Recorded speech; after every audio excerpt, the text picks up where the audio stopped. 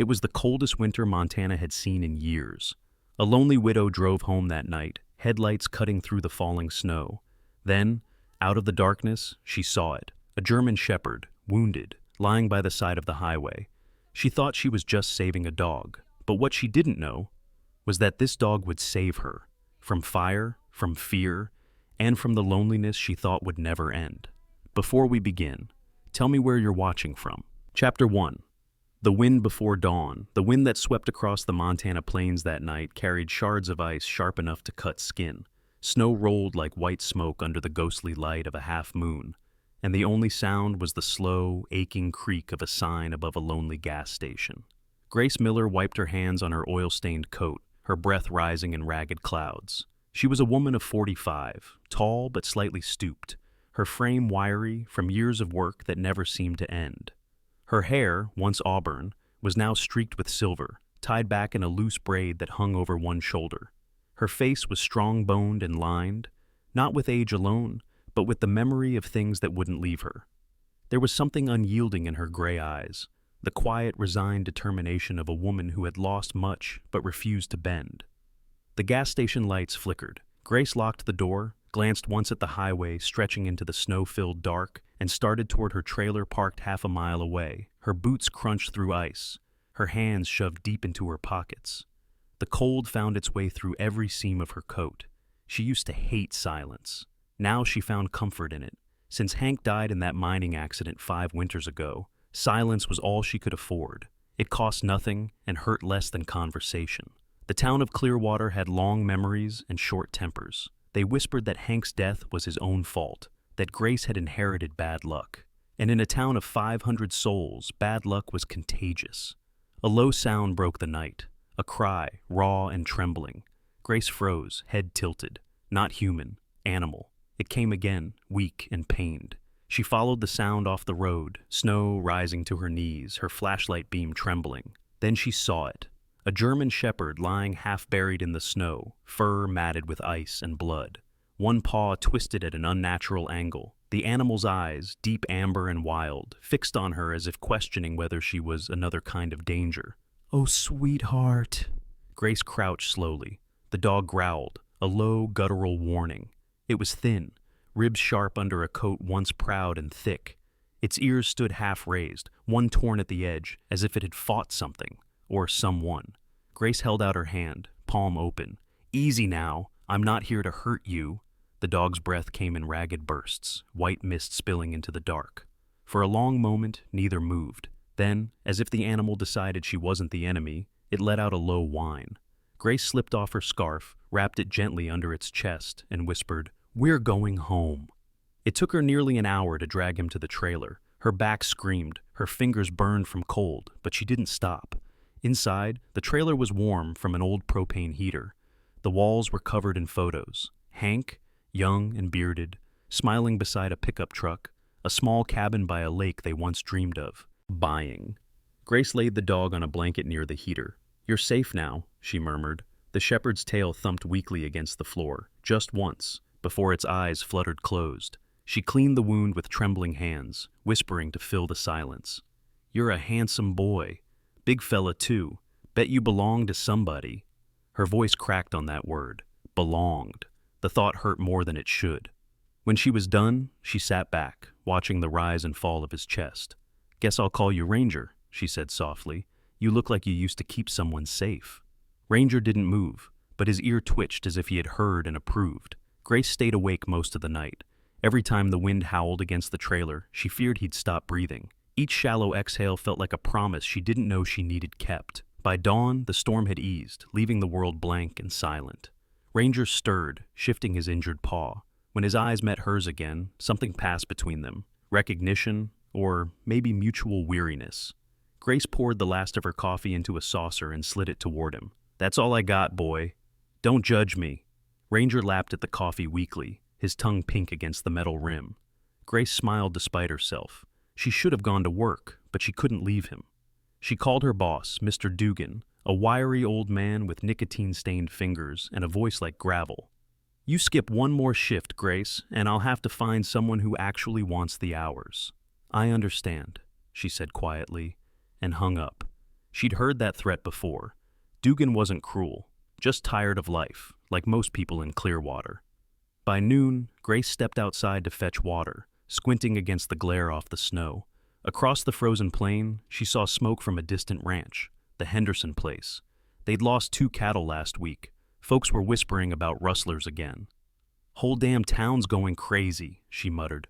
"Next thing you know, they'll think I'm the one stealing cows." She didn't know how close she was to being right. When she came back inside, Ranger was standing, wobbly but upright, his golden eyes sharp again. His gaze followed her every step, intelligent, alert. "Look at you," Grace said softly, "stubborn like me." He wagged his tail just once and limped toward her.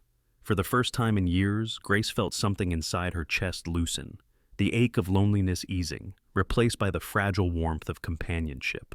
She pulled a can of beans from the shelf, shared half with Ranger, and laughed when he finished his portion and looked up expectantly. "Don't push your luck, partner." Outside, a pickup rumbled past on the highway. Grace peered through the frosted window.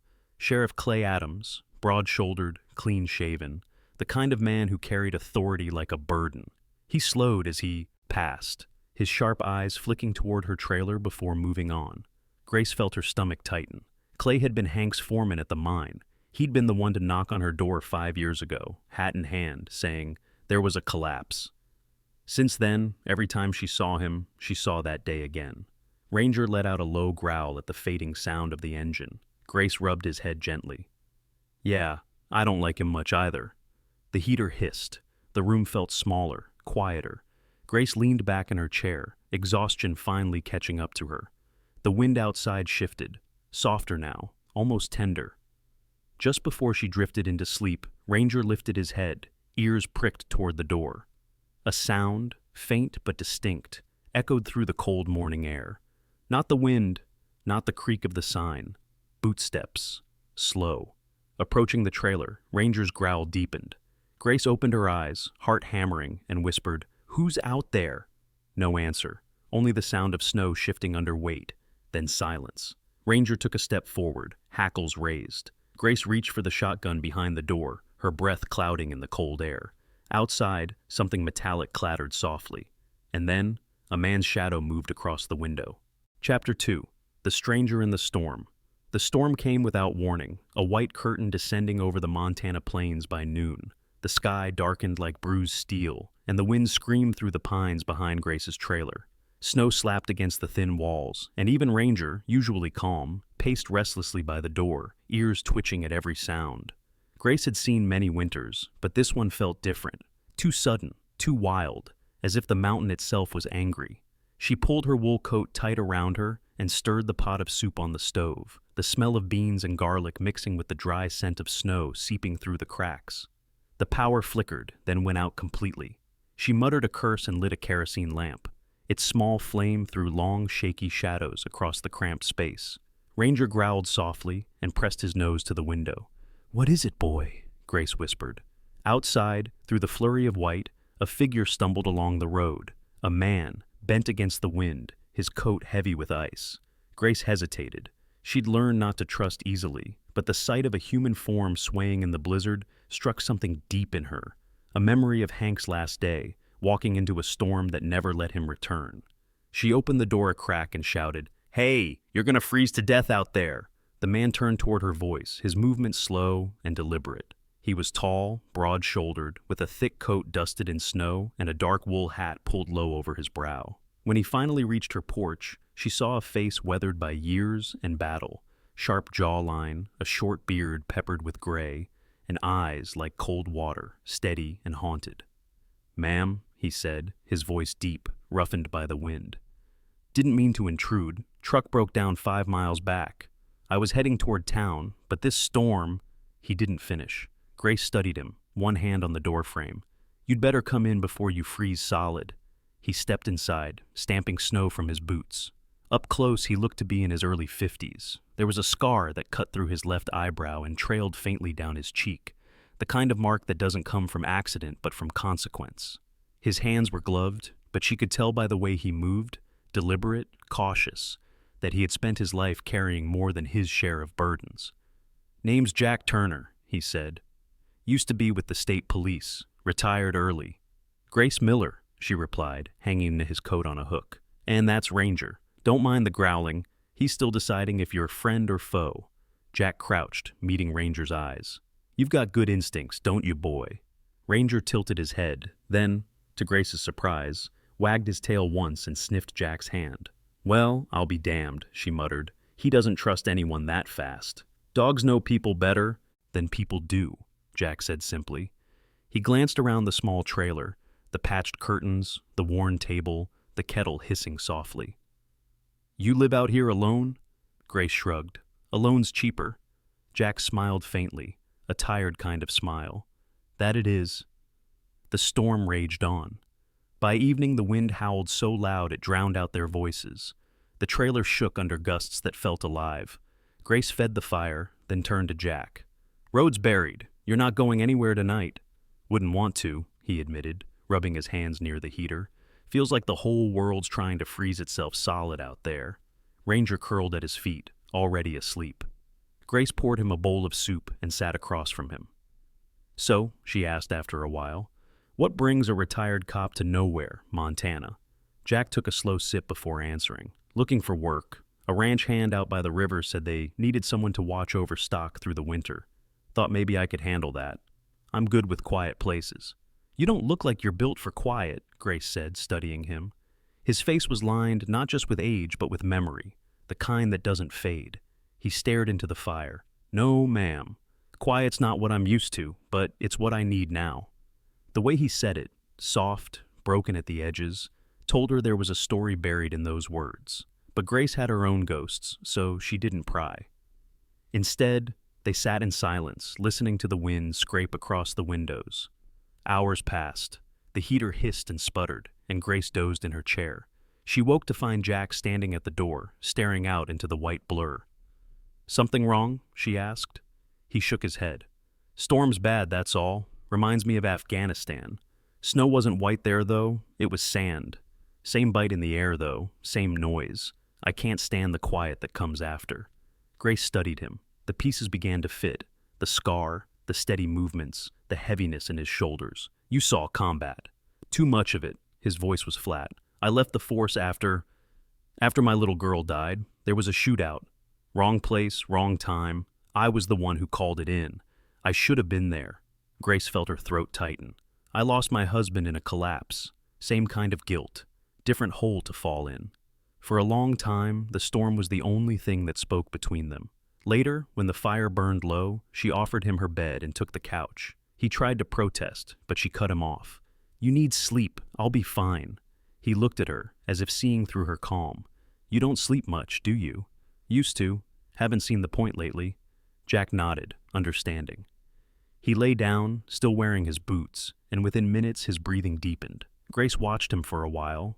The lines around his eyes softened in rest, the weight of sorrow lifting just enough for peace to slip in. She found herself wondering when she'd last trusted someone enough to let them sleep under her roof. The second night, the storm grew worse. The roof groaned under the weight of snow, and Grace dreamt of Hank calling her name from under the earth. She woke, shaking. Jack was sitting by the fire, a blanket draped over his shoulders, watching the flames. He poured her coffee without a word. Couldn't sleep either? She asked. Storms don't like me, he said simply. They sound too much like gunfire. They sat side by side, not speaking. Ranger's tail thumped softly in the dark. Outside, the world vanished beneath a sea of white. By the third morning, the storm finally broke. Light streamed through cracks in the clouds, painting the snowfields gold. Jack stood by the door, hat in hand. They'll need to clear the road soon. I should head to town. Grace nodded, hiding her disappointment. You'll freeze again if that truck's still dead. I'll manage, he said, smiling faintly. Then he reached into his coat and handed her a weathered business card. The edges were bent, the ink slightly faded. Jack Turner, Private Security and Ranch Services. Beneath it, a number written in pencil. If you ever need help, any kind, call me, he said. I mean that. Grace looked at the card, then back at him. Why me? He paused at the door. Because your dog trusts me, and I trust dogs. She almost laughed, but something about his tone stopped her. She watched him walk into the bright snow until his figure disappeared into the light. Ranger whined softly, watching too. Grace turned the card over in her hand. For the first time in years, she didn't feel entirely alone. But when she looked back toward the road, she saw something that froze her blood. Footprints, leading from the woods toward her trailer, far smaller than Jack's and far too many to belong to one man. Chapter 3. The Bark in the Dark. The cold returned with a vengeance a week after the storm. The snow had crusted into jagged white sheets that crackled underfoot, and the moon hung low and sharp like a blade. Grace had gotten used to quiet nights again, but Ranger had not. The dog's restlessness began subtly, ears twitching, low growls at the window. But now, every night, he barked at the dark line of trees beyond the trailer. His fur bristled, his body taut like a drawn bowstring. "Ranger, enough," Grace said softly, pulling the blanket around her shoulders. The clock ticked past midnight. The only other sound, the distant moan of wind over the hills. The dog didn't listen. He stood by the door, muscles coiled, eyes fixed on the tree line as if daring the night to move.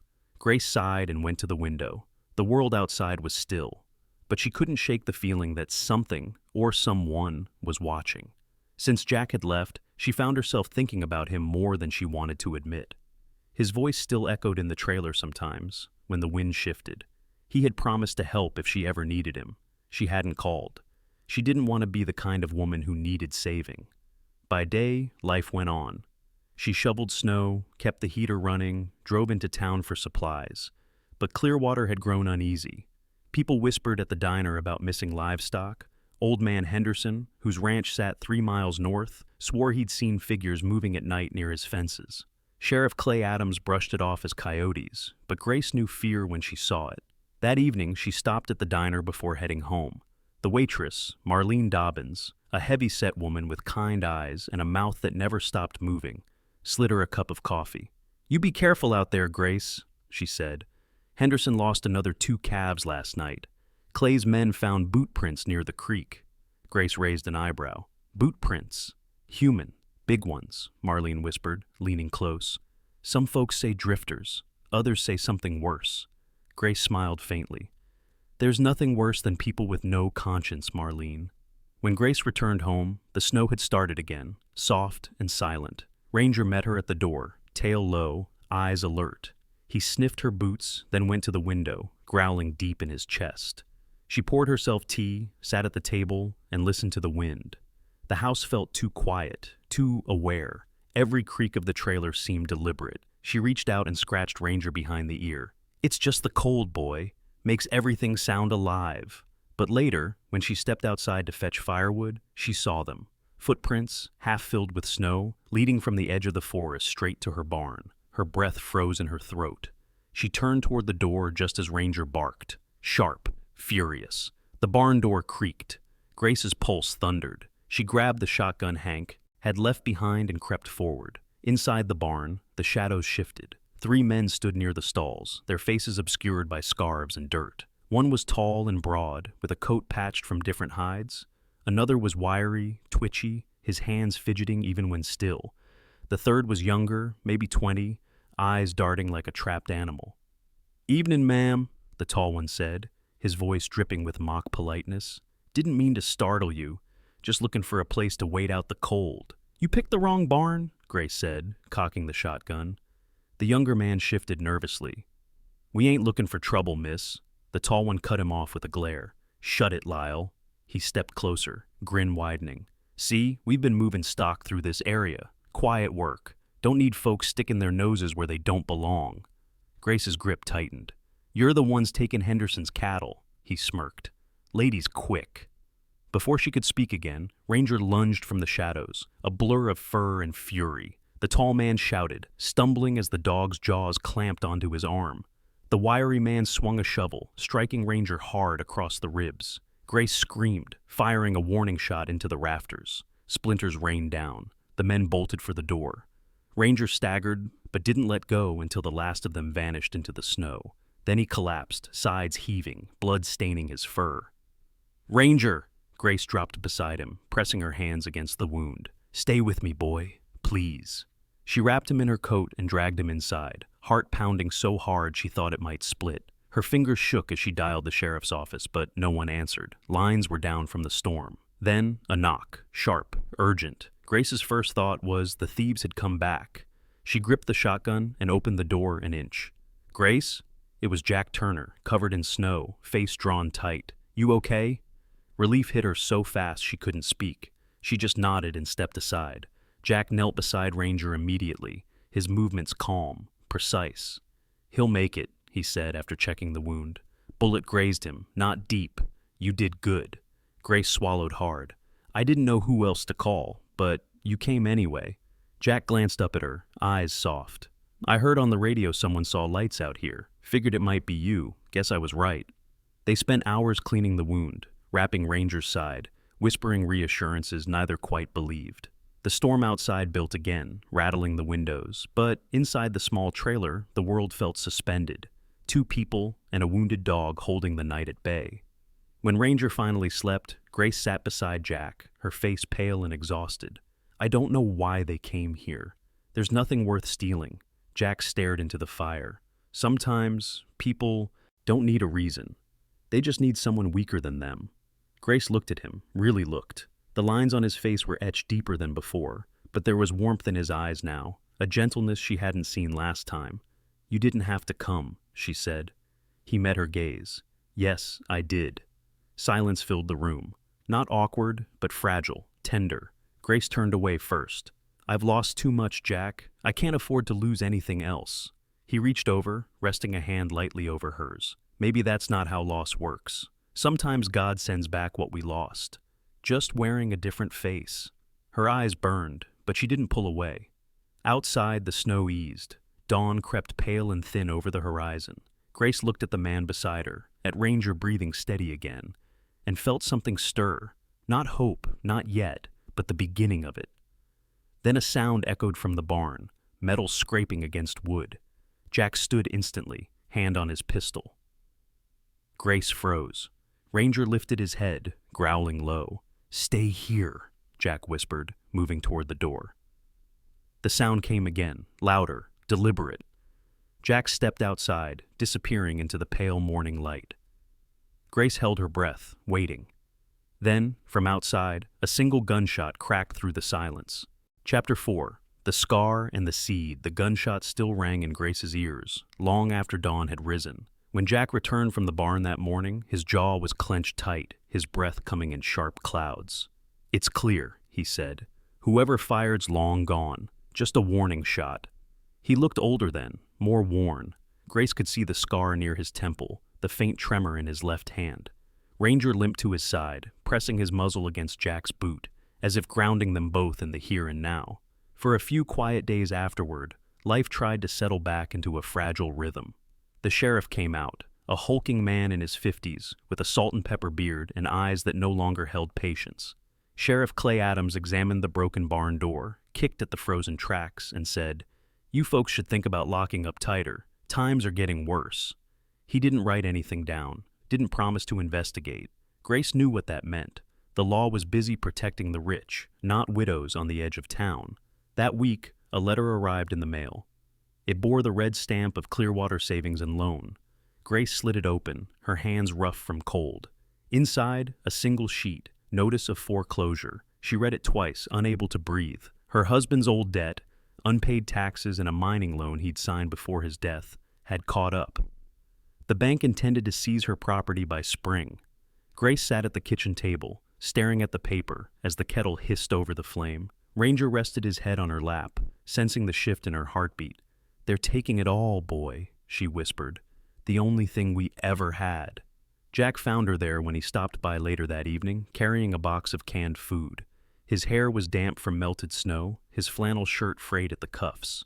When she handed him the letter, his expression hardened. "Harold Briggs," he muttered, reading the signature at the bottom. "Figures. That man's been circling like a vulture for years." Grace frowned. "You know him?" Jack nodded slowly. "Briggs owns half the town's debt. He's not interested in the money. He's after the land. There's talk about an aquifer running under these plains. Water rights could make a man richer than oil." Grace gave a bitter laugh. "So, I lose my home because he wants to bottle the earth."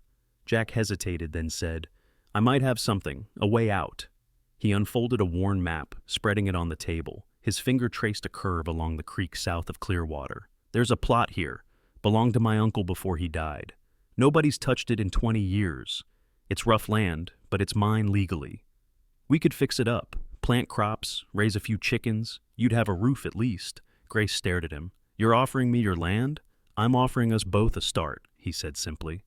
It took 3 weeks to move. The land lay tucked behind a bend in the creek, a sloping valley sheltered from the wind. The old cabin there leaned sideways, its roof sagging, its windows blind with dust. But to Grace, it looked like a miracle. They worked side by side from dawn until moonrise.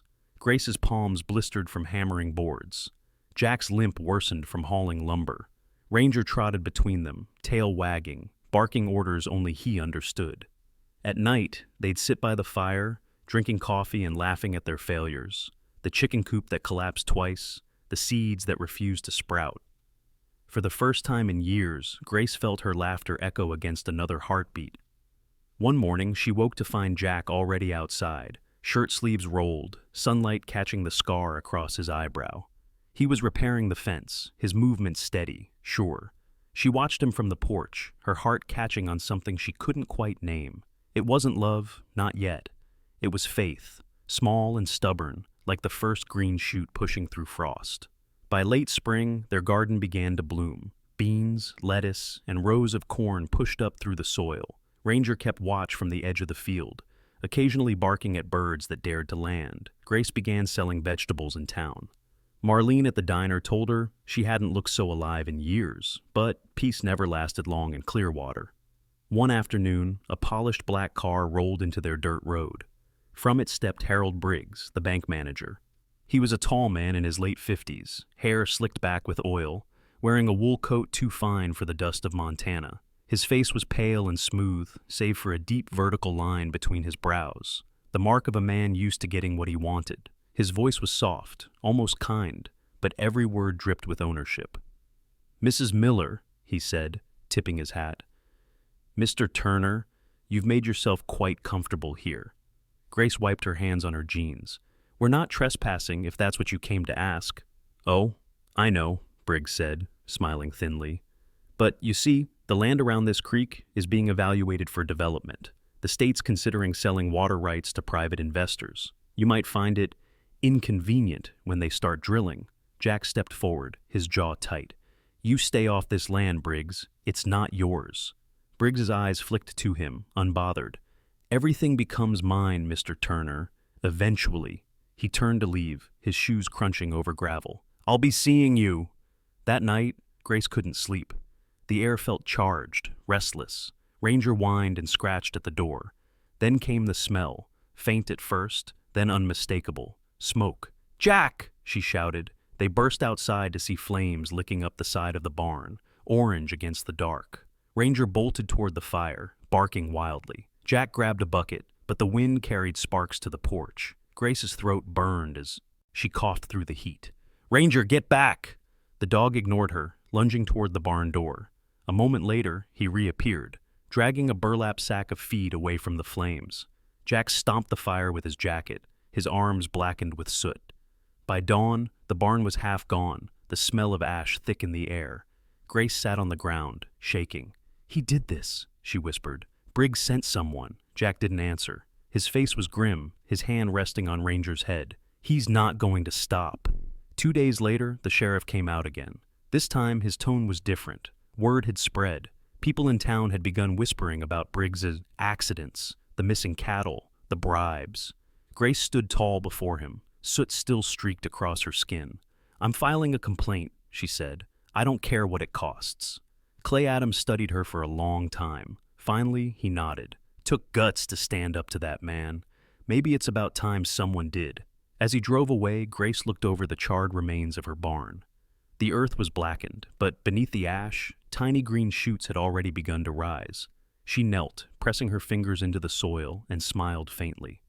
"Fire doesn't kill everything," she murmured. "Sometimes it just wakes the seeds." Jack, watching her from the porch, said quietly, "Maybe it wakes people too." Chapter 5. Where the wind rests, the courthouse smelled of pine polish and dust, a mixture of old pride and quiet fear. Grace stood by the window, watching the townsfolk gather outside, farmers in worn coats, ranch hands with calloused fingers, a few curious wives clutching their shawls tight against the wind. The sky was pale and restless, like it hadn't decided whether to snow or shine. Ranger lay by her feet, gray now around the muzzle, his once dark fur faded like ash brushed by time. He was older, slower, but his eyes were sharp as ever. Jack stood beside her, adjusting the collar of his old jacket. The scar across his eyebrow caught the light. "You don't have to do this," he said quietly. "You could still walk away." Grace looked at him, the man who had once carried more ghosts than hope, and shook her head. "If I walk away now, I'll never stop running." When they entered the courtroom, the room fell silent. Judge Miriam Cole, a woman in her 60s, with silver hair pinned into a severe bun, presided from the bench. Her lined face was firm, but not unkind. Grace had heard stories about her. A widow herself, she'd built her career fighting men who thought justice could be bought. At the opposite table sat Harold Briggs. He looked smaller than Grace remembered, his perfect hair slightly disheveled, his skin waxy under the overhead lights. His lawyer, Edmund Pike, was a tall man with sharp cheekbones and a voice like cold syrup. Everything about him screamed confidence, except his eyes. They darted too much, calculating risk and loss. Judge Cole banged her gavel once. "This court will hear the matter of Grace Miller versus Clearwater Savings and Loan and Mr. Harold Briggs in allegations of arson, fraud, and property tampering." Whispers rippled through the room. Briggs crossed his legs, forcing a smirk. Grace swallowed hard. Jack placed a steady hand on her shoulder, grounding her. The trial stretched for hours. Pike questioned her relentlessly, trying to chip away at her story, suggesting she had set the fire herself for sympathy, that she'd forged the transfer of land to avoid repossession. But every time, Jack's testimony backed her up with quiet precision. He produced the deeds, the signed maps, and a series of photographs, the same boots found near the burned barn, identical to the custom soles Briggs's hired men had worn when seen in town. Then came Ranger's turn. The court clerk allowed the old dog to enter, limping slightly as he approached. His flanks still bore the faint scar from the night of the fire. Grace knelt, stroking his fur. "This dog saved my life," she said, voice steady though her hands trembled. "He's proof of what that fire was meant to do." Judge Cole leaned forward. "Mrs. Miller, are you aware of the risks of filing charges against a man of Mr. Briggs's influence?" Grace met her gaze squarely. "Ma'am, I lived through a fire. Influence doesn't scare me anymore." The courtroom murmured with approval. Briggs's smirk faltered. When the verdict came, the wind outside had gone still. Judge Cole's voice was calm but cutting. "Based on the evidence presented, including falsified bank records, unlicensed contractors, and proof of deliberate intimidation, the court finds Harold Briggs guilty of fraud and conspiracy to commit arson. The assets under Clearwater Savings and Loan are hereby frozen pending federal review. The property known as Windrest Farm will be transferred to Grace Miller as lawful owner." Gasps filled the room. Briggs slumped in his seat, the arrogance draining from his face like color from paper. He muttered something under his breath as the bailiff led him away, but Grace didn't hear it. She was too busy breathing, really breathing, for the first time in years. When she stepped outside, the townsfolk were waiting. Marlene pushed through the crowd with tears in her eyes, handing Grace a small bouquet of wildflowers. "You did it, honey," she said. "You made us all proud." Even Sheriff Adams tipped his hat, murmuring, "Never thought I'd see that man fall." Jack was smiling, a real smile that reached his eyes. "Looks like justice still lives in this town," he said softly. Grace turned to him. "Justice and stubborn women," he chuckled. "Best combination there is." The months that followed were golden. Spring came early that year, painting Windrest Farm in hues of green and promise. The rebuilt barn gleamed under the sun. Rows of seedlings grew strong in the garden. Grace woke each morning to the sound of chickens, to the smell of earth and coffee, to Jack's subi hum as he fixed the fence. Ranger slept on the porch, his body slower but his spirit unwavering. One evening, as the last light melted behind the hills, Jack called her outside. He stood near the willow tree by the creek, his hands fidgeting like a boy caught stealing apples. "Grace," he began, voice soft, "I don't have much to give, but what I have, it's yours if you'll have it." He opened his palm. Inside lay a simple silver ring, dulled by time.